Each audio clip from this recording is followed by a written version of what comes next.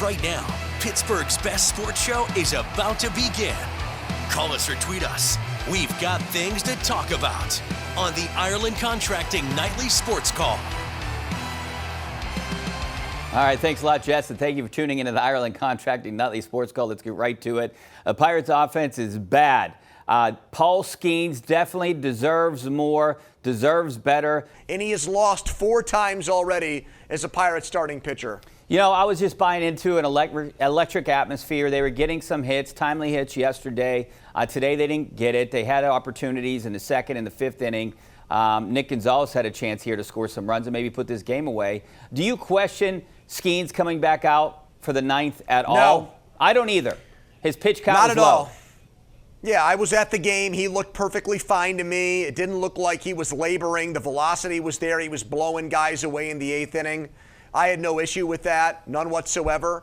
9th inning, look, I think you could have handled things a little bit differently there. I think I would have walked Burleson, the 2-hitter, to set up a double play with a catcher coming up. Understand, too, that a fly ball there with a guy that's hit 18 home runs also scores a run because of a sacrifice fly with only 1 out. But, you know, that to me is a little bit nitpicky. The real issue is 1 run. You load the bases twice early in the game. You don't score a run either time. Nice play by the catcher Contreras to get Gonzalez at first, but still, no clutch hitting there. The runners in scoring position stat is abysmal. The only guy who seems to be able to do that right now is Nick Gonzalez. They're not hitting enough home runs. They're below average at that. They strike out way too much. They're hitting .230 as a team. So they need to find more punch, more offensive power. They need to call teams like the Rockies, the Nationals, the A's. I know they've been calling, but come on. Find a deal here in the next 7 days. If you don't, Richie, I don't think this team will make the playoffs. And in fact, I think there's still a decent chance they finish in last place if they don't add more bats to this lineup. You know, I still think they got a legit chance at getting to the postseason. I definitely do. They have the pitching to do it. Other teams have done it with just pitching. If you get timely hits, but you got to score more than 1 run a game. You got to be able to score 2 or 3 runs. I think this record would be totally different if the Pirates could have managed 3 runs instead of those 1-run games early on. It's easier said than done. I mean, I know that lineup was different yesterday, and I was a little bit excited about it. I'm more excited about the pitching than this lineup, and I know they need a bat. They definitely need a bat. And you need Sawinski out of this lineup, even though he had a hit tonight. I thought Sawinski looked good tonight. I think they need to get a legitimate center fielder. And then you can are figure you out saying between... you keep him in the lineup, though? No.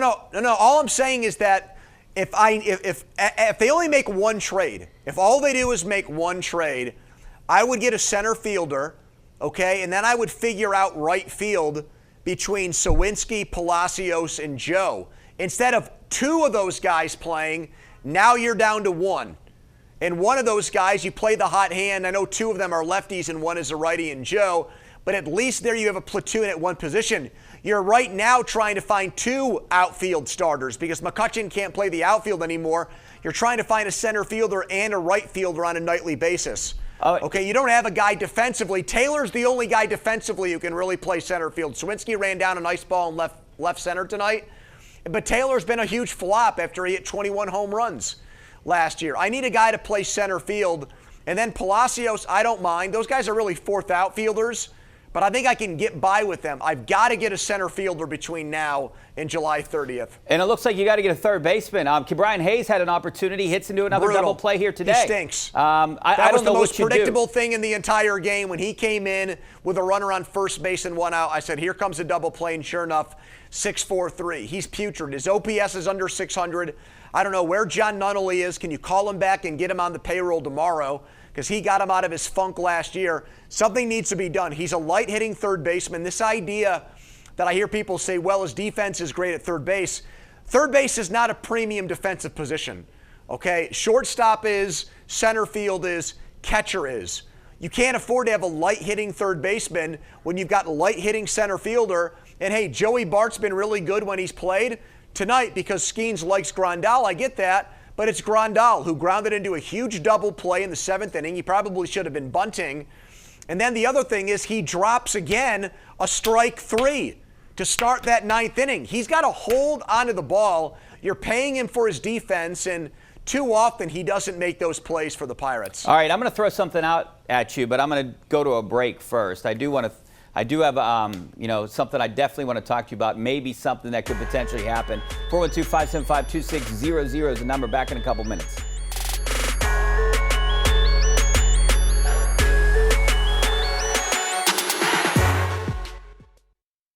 All right, welcome back. This is our GMC Tweet of the Night. This is from the Steelers. Mink coming in at 79. The Steelers report to training camp tomorrow. We will be there. First practice is on Thursday. Pony, let's get out to the phone lines real quick, and then I want to talk to you about a scenario that I was talking about today with my producer, Jeremiah. Dirk from Plum. What's up, Dirk? Hey, Rich. You've got a great show going on here. I've been a big Pirate fan for a long time, and Skeens threw a great game tonight. But I got two negatives about the Pirates here. First of all, Brian Hayes, I can't take him anymore. They need to send him down to AAA and get somebody to teach him how to hit the ball, because when you're getting that much money and you've got 4 home runs and 20 RBIs, I mean, that don't cut it. I mean, something's got to be done with him. My second one is Grandal lost that game for us when he didn't hold on to that drop third strike. If he catches that ball, the game's over, I'm telling you. And the thing is, he needs to put some of the, some of that stuff in his glove, stick him or something, because that's not the first ball he's dropped. He's dropped over 10 balls this year that I've been watching on TV. That's absolutely unbelievable. Dirk, thanks a lot. A couple good points. I think they have more problems than just 2. But you made a good point with Grandal. We brought it up a little bit early in the show. But I think Skeens has a lot to say with who his catcher is. That's one of the reasons Bart's never caught Skeens.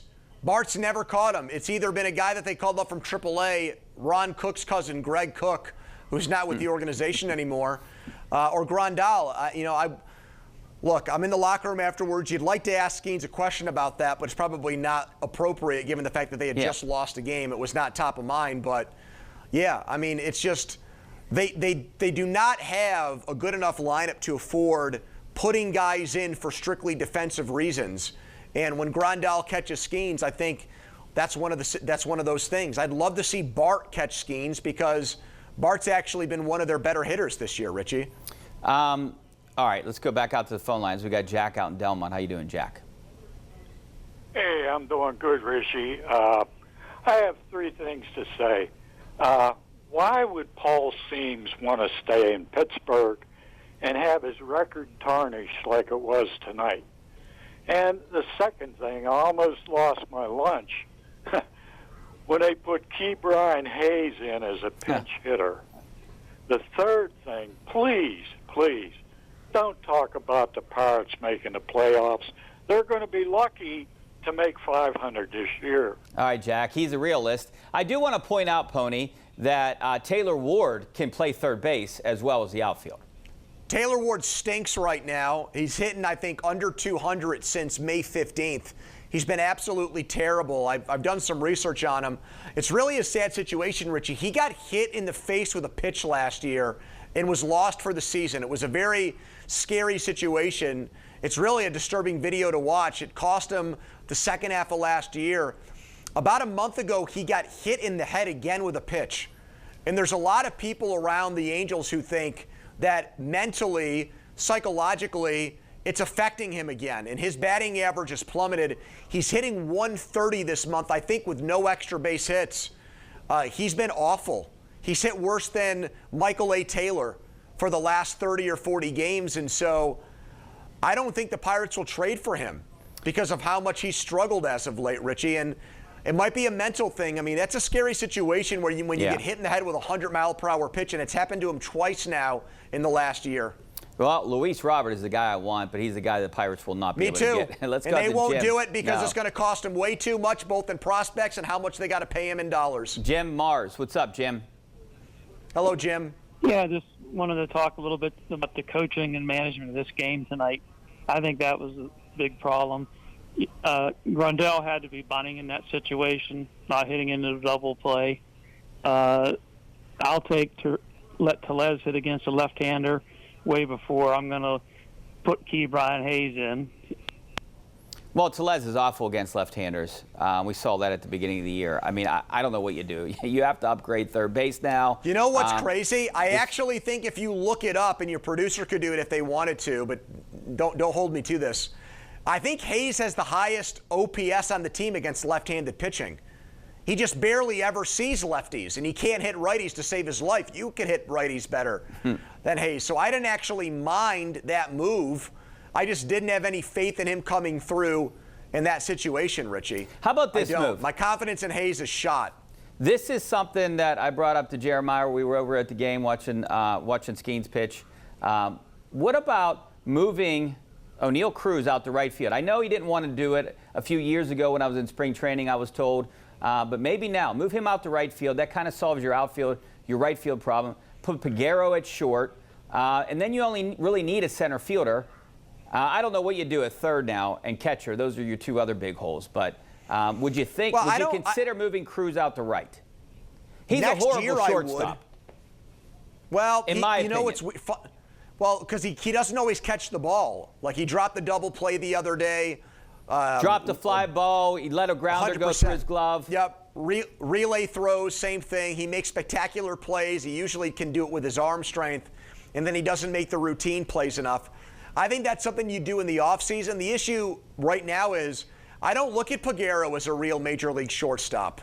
I also don't think that the third base problem gets fixed right now because of how much money they owe Ke'Bryan Hayes, and I don't think anybody would take him in a trade because of how badly he's hit unless you just dump him onto somebody and pay part of his salary. And then I don't know. I don't see catcher as much of a problem as everybody else because I think Bart is pretty good, and you're going to have Endy Rodriguez back next year. And then Davis, who knows with him? I mean, that's another guy that, in my opinion, I would trade Henry Davis while you still can before you end up having to dump him like the Giants did with Joey Bart on the Pirates. I'd want to try to trade him while he still has some value, Richie. Maybe you go back to the experiment of keeping him in right field. He's not your catcher next year. Oh, that was a disaster last year, though. I know, right? He couldn't play it. Yeah. Let's go out to Kirk and Manor. How you doing, Kirk?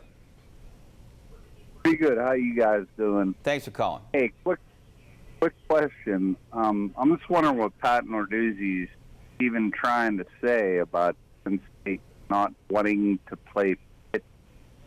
We're opening against WVU on the road, and then Pitt's playing a non-conference game against Kent State.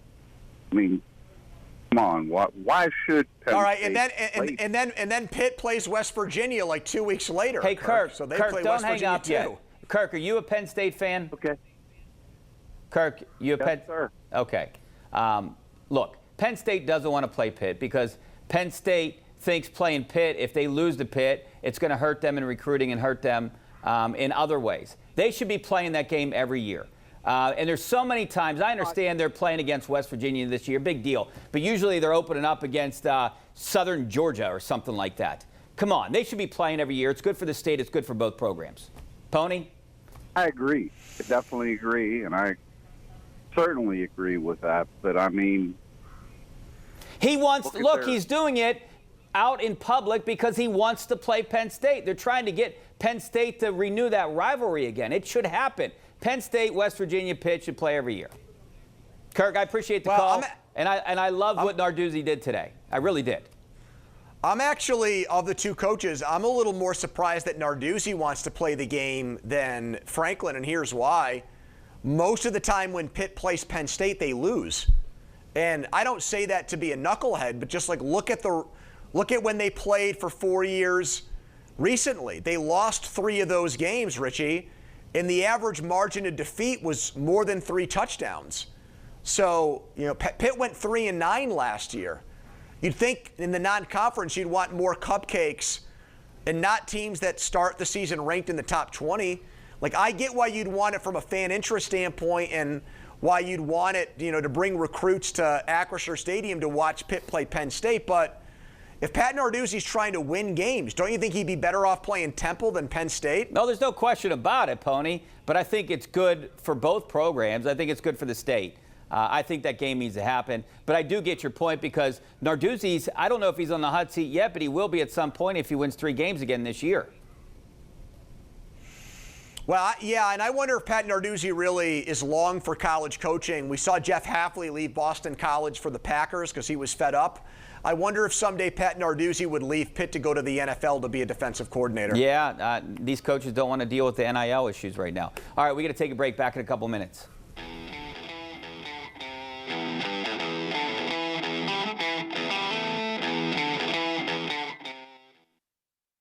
All right, now it's time to bring in Josh Taylor to find out what's coming up on KDK News at 11. Josh.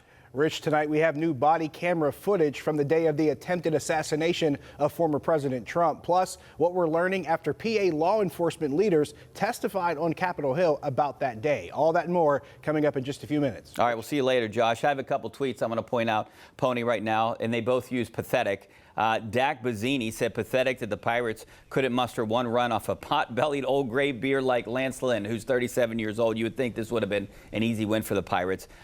Pitt Yinzer, Joe, and Triolo wouldn't play for West Virginia. Pathetic lineup. And then Charleroi Mike just tweeted me, starting Perez tomorrow is allowing an automatic loss. Perez, I am a little bit befuddled by that. I would have rather gone with Quinn Priester in this start. I understand that Perez a couple starts ago against the Mets was good, but I think right now Priester is the better option. Now, I say that not having looked at how the Cardinals hit left-handed pitching, but my goodness, was he bad against Philadelphia on Friday, Richie. Yeah, and I liked what Quinn Priester has been doing lately. We don't have a lot of time. I appreciate your time, Pony. And I like what you've been doing. That is a crisp white dress shirt tonight, Richie. It looks good on you. Thanks a lot. I appreciate it. We'll see you next week, and hopefully we see you guys on KDK News right now.